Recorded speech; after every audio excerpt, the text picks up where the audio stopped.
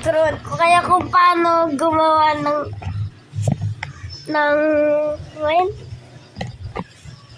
yung screen mo magiging Hello Kitty or iba pa. Pindutin nyo to, Pinterest. Tapos pagkatapos ng Pinterest ay settings.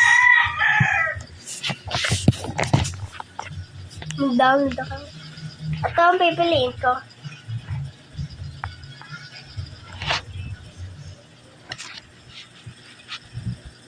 Tapos pindutin nyo to, yung nasa taas ay create.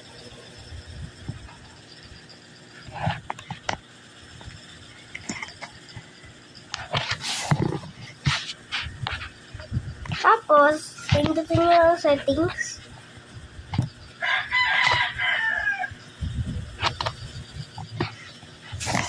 Yan.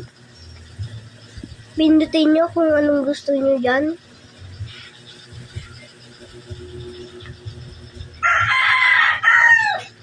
Pag okay na, pindutin mo ang done.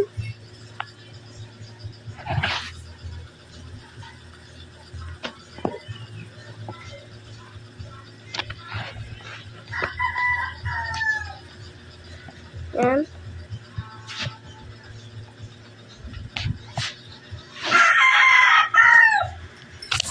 Tapos, di ba pag Hello Kitty din ang keyboard. So, papalitan natin. Punta kayo sa create. Dito.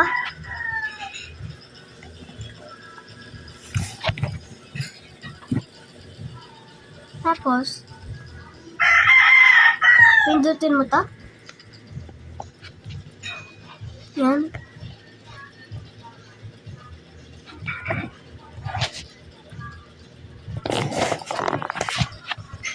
Pili kayo dyan kung anong gusto nyo. Pili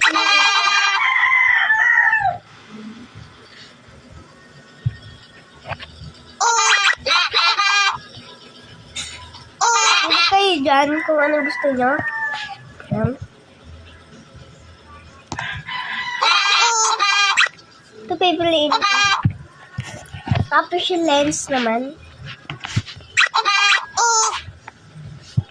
Pili kayo dyan ng design. Tapos dito naman, kung anong gusto nyo dito. Na shape na ano, parang mga kabit-kabit.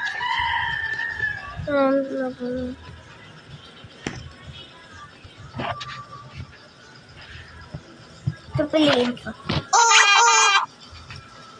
Tapos yung swipe naman.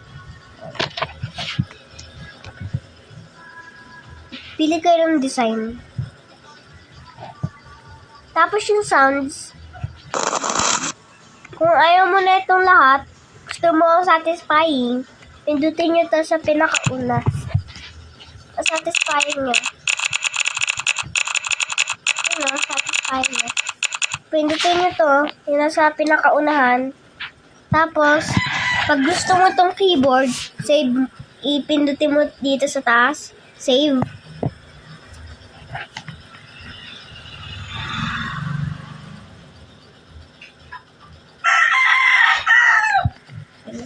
So, okay na.